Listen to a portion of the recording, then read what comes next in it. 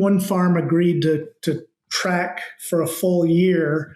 They were just feeding 4 grams per calf per day for 21 days. So the first 21 days.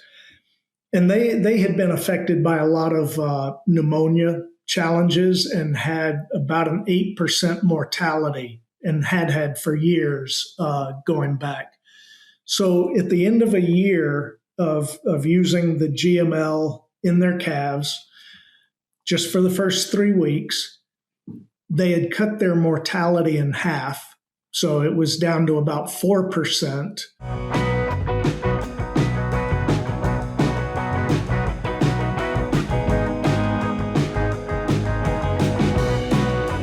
So good day and welcome to the Dairy Podcast Show. I'm Mark Thomas, and it's a great pleasure today to have Dr. Charlie Elrod with us. Welcome, Charlie.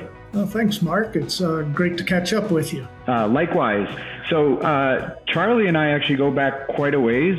Charlie was a graduate student at Cornell University working on his PhD while I was an undergrad. So there's lots of history and probably some stories we don't want to share with the general audience. But nonetheless, Charlie is the president, CEO, and founder also, I believe, of Natural Biologics. So Charlie, tell us a little bit about your history. Obviously, PhD at Cornell, and then various industry positions.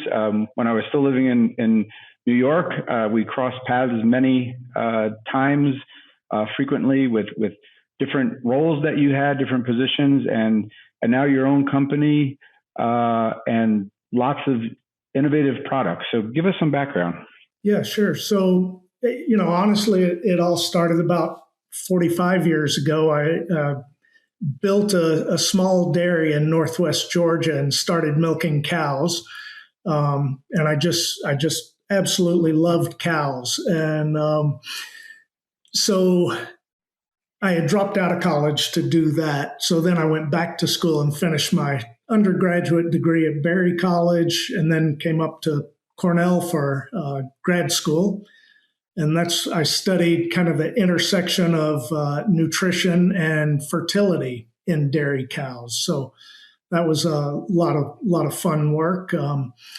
But then I went into extension and spent about 10 years there as a dairy specialist with Cornell Cooperative Extension. Spent about a year managing or overseeing the New York State Cattle Health Assurance Program when it was in its infancy. So then I went into industry, worked for a nutrition company, a yeast company, did some technical consulting. And then we launched Natural Biologics 11, almost 12 years ago. So the three of us that founded the company, we all came from that yeast company we had worked for.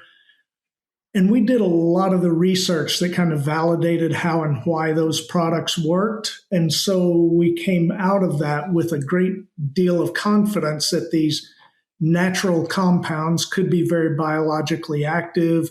There was good understanding of their mode of action. And so we really cast a very wide net to, pull in some of these compounds of interest that have specific animal health benefits. And then we basically formulate them into products which address the particular challenges of that animal. A dairy cow is different from a growing pig or a feedlot steer or a chicken. So we can really tailor our products to address their particular challenges and help, alleviate some of the risk that these challenges pose to animals. So Charlie, that's really great to hear because, a lot of times when we hear of natural products or alternative products, one is, unfortunately, in the industry, a lot of those products do lack solid research, correct? And there certainly are products, and your company that's doing a lot of research, but and then a lot of disbelief at times. I use the example, last year at World Dairy Expo, the number of companies that had some type of feed additive that was alternative, if you will, or probiotic, prebiotic, yeast culture, etc., was astonishing, right? And where do you start to? So maybe that's another podcast, going through the research and so forth. But really great to hear your philosophy and your process of, okay, here's products that potentially work for a specific mode of action, either that's health or production, and okay, the research behind that. So great to hear that your R&D team is solid in that approach. Yeah, we invest pretty heavily in research, especially before we move into a new arena. 8-9 years ago, we started looking into some of the challenges that face the swine industry, and this was really more a matter of just providing a diversification strategy for us. And so one of the biggest challenges in pigs is the PRRS virus, certainly in the US. So we started looking for, natural mitigants which might be able to tamp down the effects of the PRRS virus, and came across some human AIDS-related literature where they showed that this monoglyceride could be very effective against the HIV virus, and that it also was highly anti-inflammatory, and that was part of the mode of action that allowed it to actually prevent infection of HIV.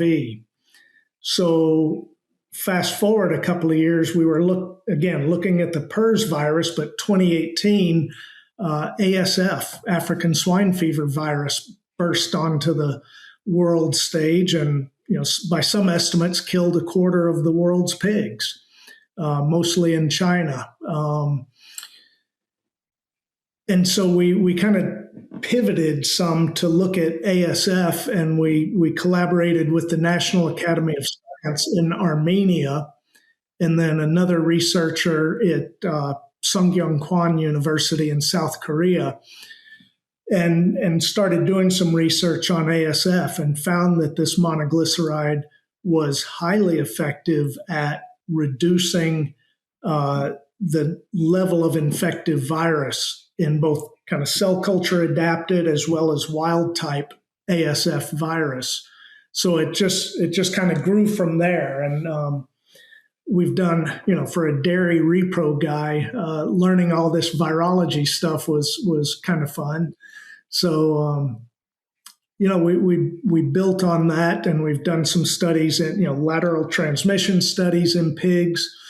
And one thing that's different from the AIDS work is that what we found in pigs is that, feeding this monoglyceride doesn't prevent infection, but it completely eliminated morbidity, mortality, and even the organ lesions were, tremendously reduced. So it was highly protective of the animal, even though it didn't completely, it didn't keep the virus out. Natural Biologics is using cutting-edge science to deliver cost-effective solutions for the animal health and productivity challenges you face. For conventional or organic production systems, Natural Biologics can help support rumen health and immune function, mitigate pathogens, and increase production efficiency. Visit naturalbiologics.com to learn more. Very interesting. So, medium-chain monoglycerides, that's not a common buzzword right now, right? We're hearing lots of other supplement words in animal health and in human health specifically. So, can you give us a little bit of background of first, MCMGs, correct? What are they? I came across some interesting literature. In human breast milk, they're a compound, but where else do we find them? Yeah. So the one that we're working with most is glycerol monolaurate. So it's a 12 carbon lauric acid. It's hooked to a glycerol molecule. So it's a monoglyceride, just one fatty acid chain on that glycerol backbone. And as such, it has both, a hydrophilic. The glycerol head is highly hydrophilic, and the lauric acid tail is very hydrophobic. So that's one way that it actually interacts with the membrane of the virus or bacteria. It in a sense, it acts like a soap, and it disrupts that membrane. So a lot of work has been done with medium chain fatty acids. So those, 6 to 12 carbon length chains. The thing that we found about and this is where our collaborator in South Korea comes into it. He's a membrane biophysicist, so he does this stuff for a living. But we some of the late data from his lab shows that these lipid molecules, maybe many of us may know or have had in some biochemistry or whatever, talk about the critical micelle concentration. Is the concentration of a lipid at which those lipids will start to self aggregate into a spherical micelle. And it's only in that micelle form that they will interact or basically fuse with a viral membrane. So you have to get the concentration high enough to reach that form so it'll integrate and diffuse into the viral membrane.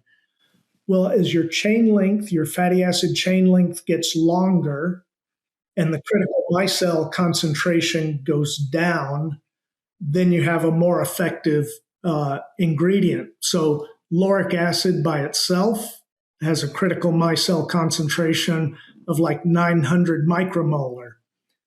Glycerol monolaurate has a critical micelle concentration of 63.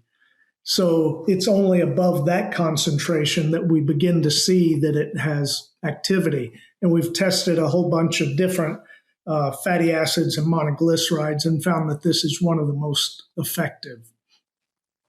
So again, and that's just the way my brain's wired, is I have to know the mechanism by which something works before I feel, that we can approach the market confidently and with credibility. No, I'm also envisioning a little cartoon, right, of these micelles interacting with virus particles and so forth. So, it makes sense, if you will.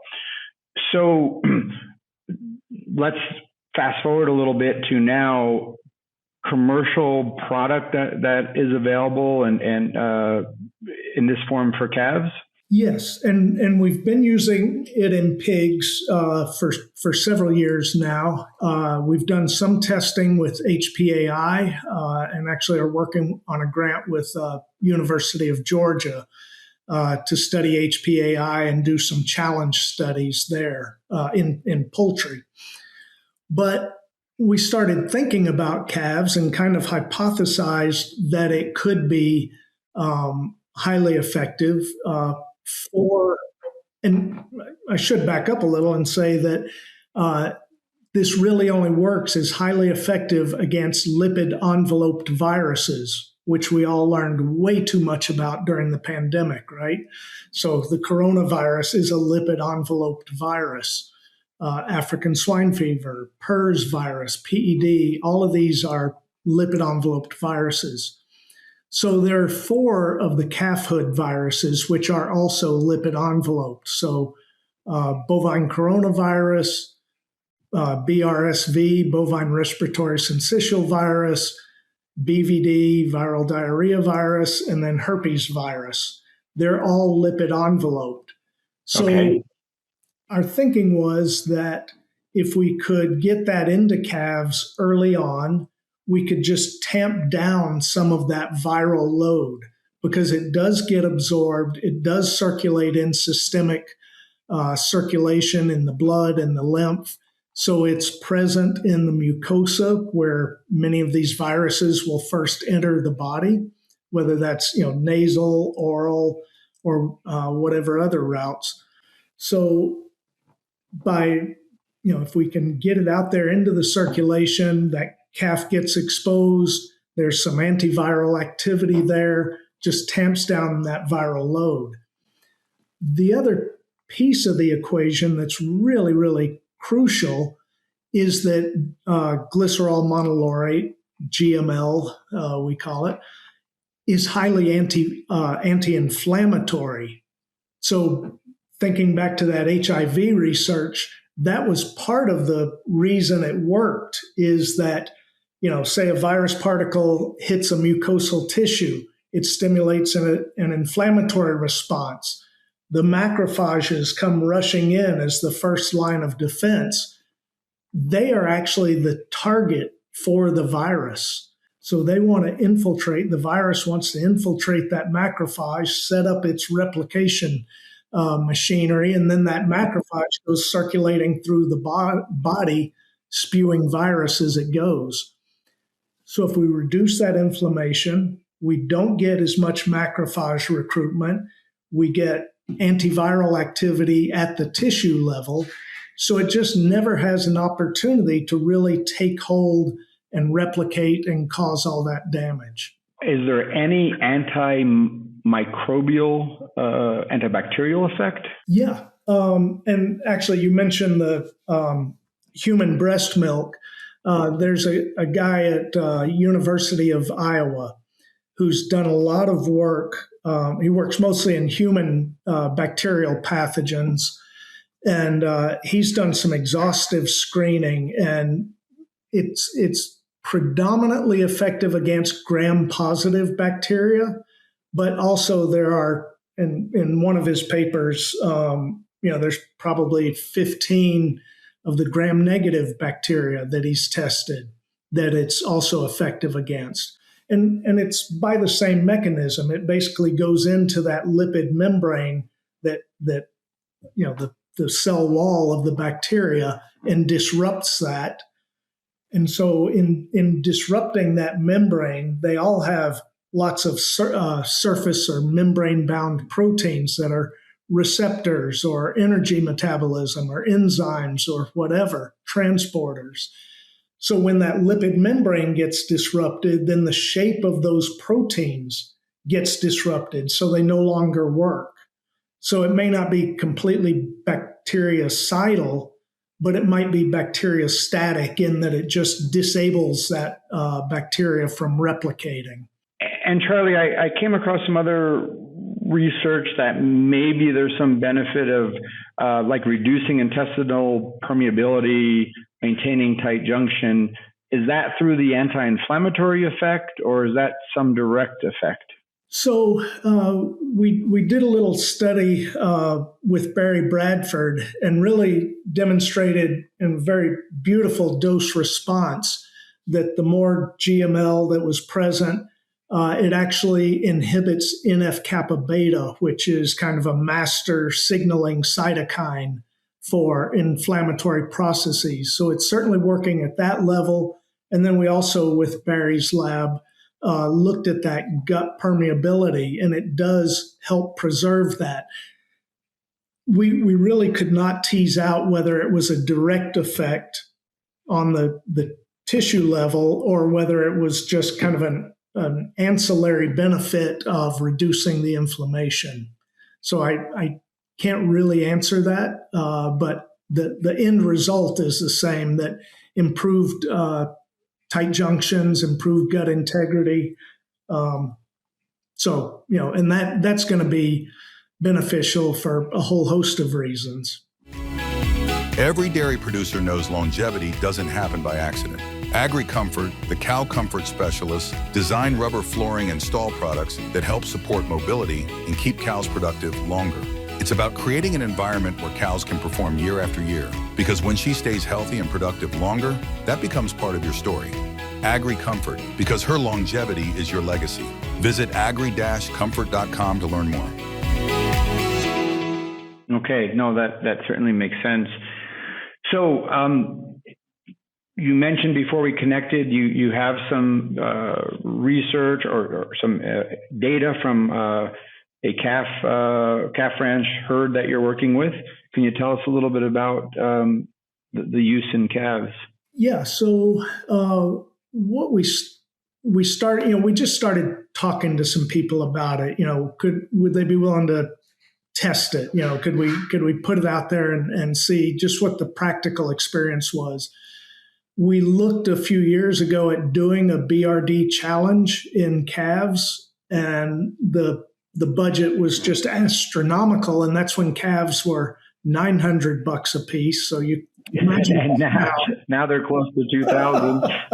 Yeah. So we have now committed to doing that study, but we're actually going to use a lamb model, use the same viral or similar viral and bacterial challenge, but basically use the lamb as a model for the calf. It's a little more affordable to do that kind of work.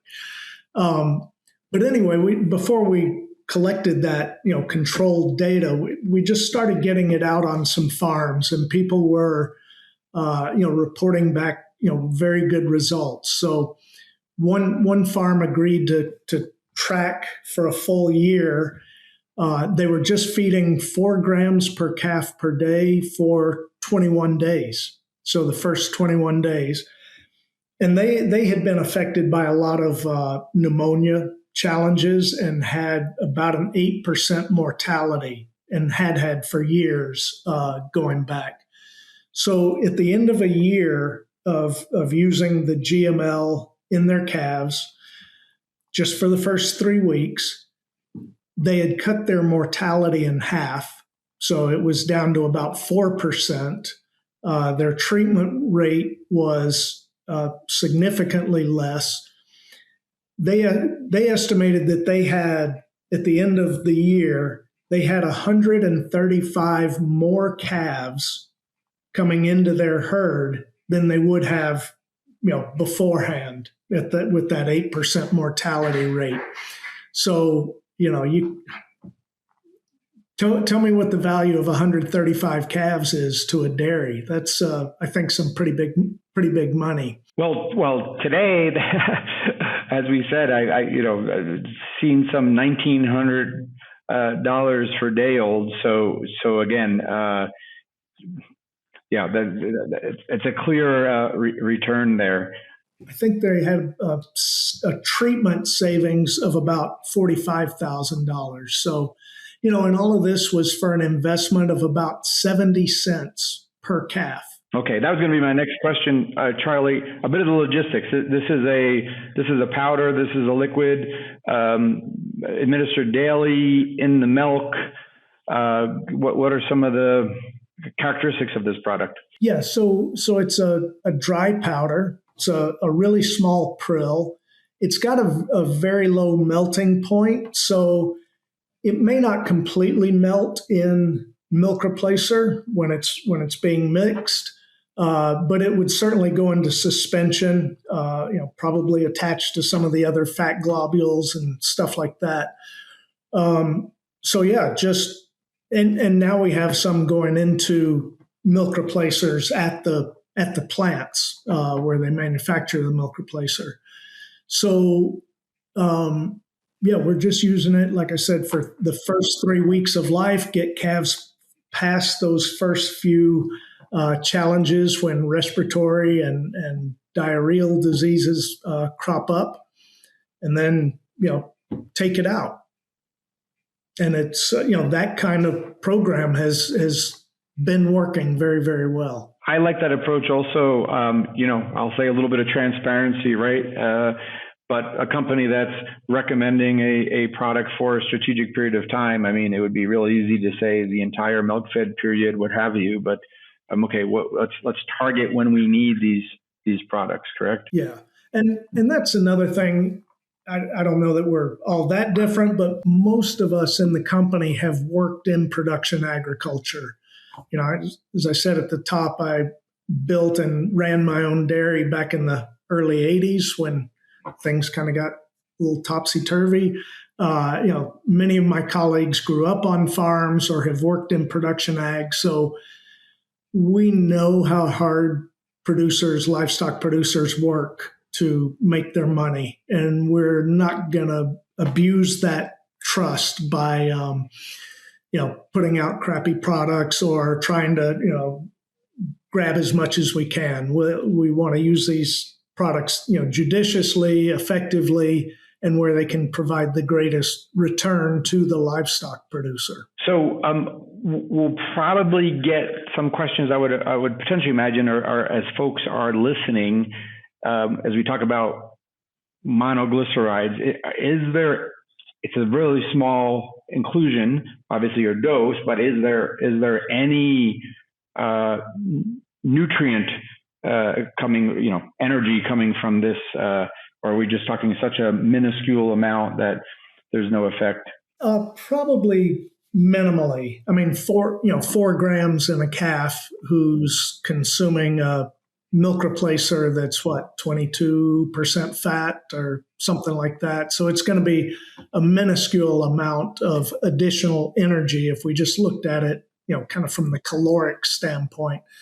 But there is data in the literature demonstrating how and why it doesn't get this particular molecule doesn't get attacked by lipases, for instance, that might shear off other triglycerides or diglycerides, and that it does get into systemic circulation.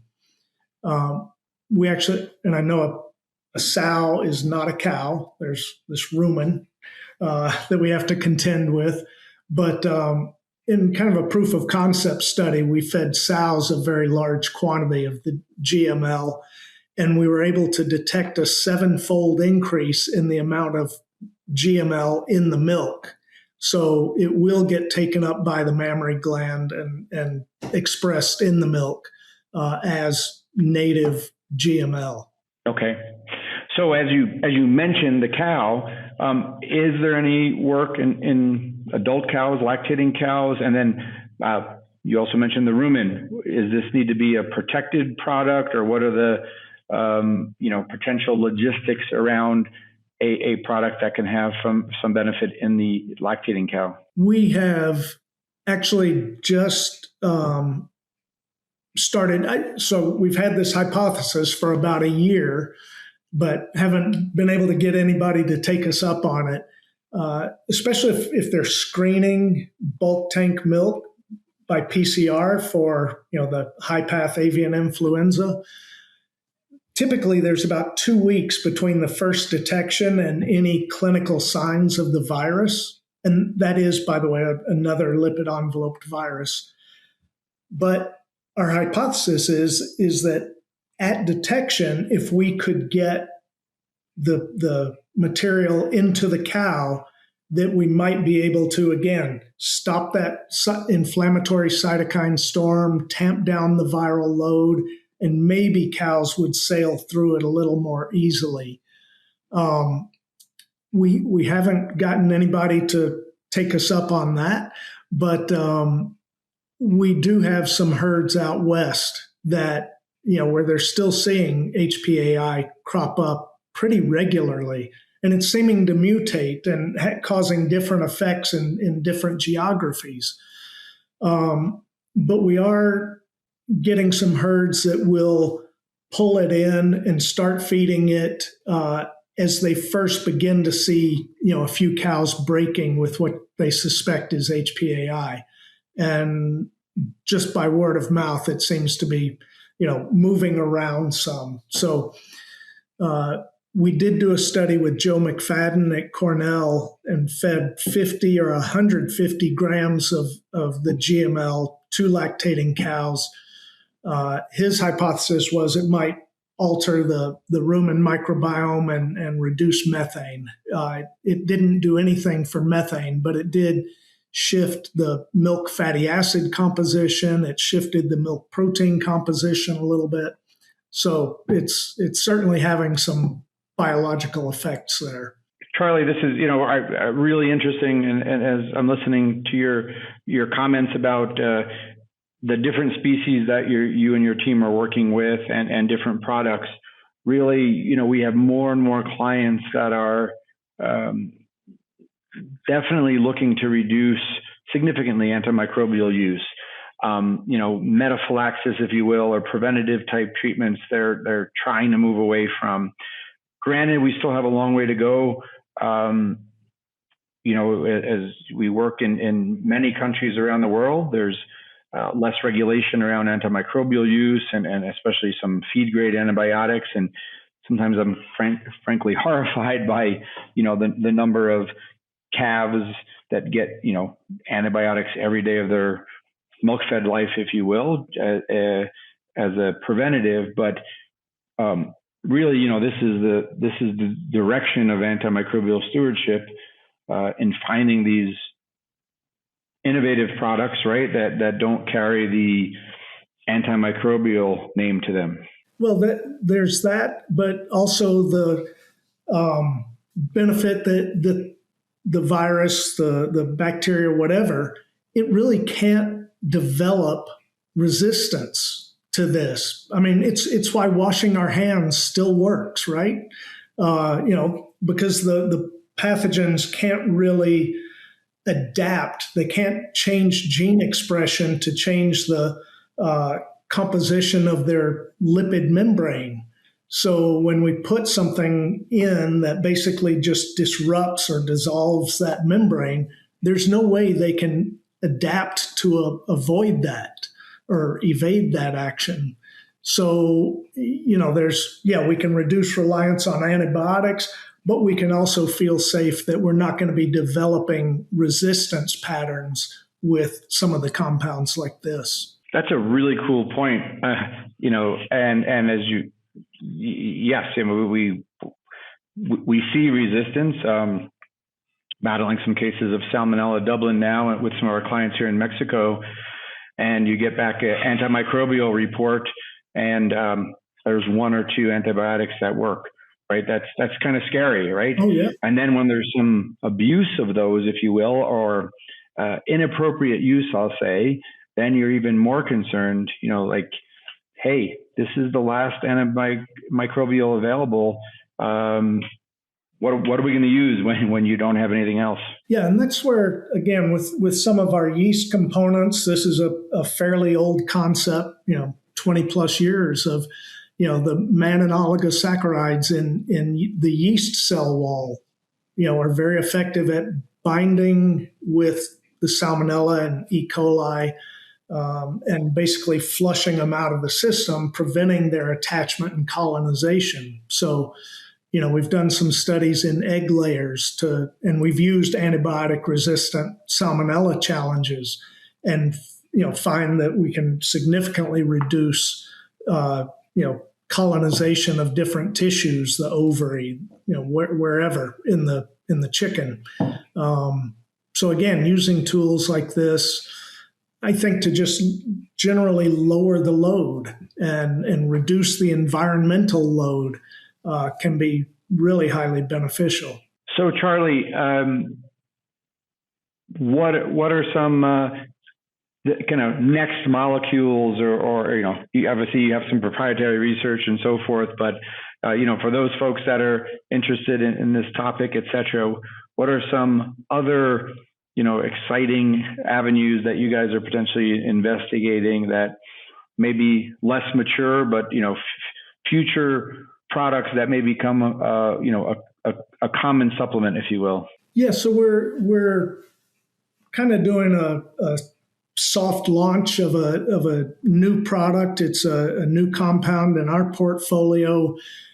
It's derived from citrus, but they've actually done functional MRI studies to demonstrate. So this basically it's inhaled, so it works olfactorily, and it actually alters the pattern of brain activity to reduce the perception of stress, whether that's heat stress, transport stress, group changes, but it reduces that perception of stress and really just keeps cows on feed.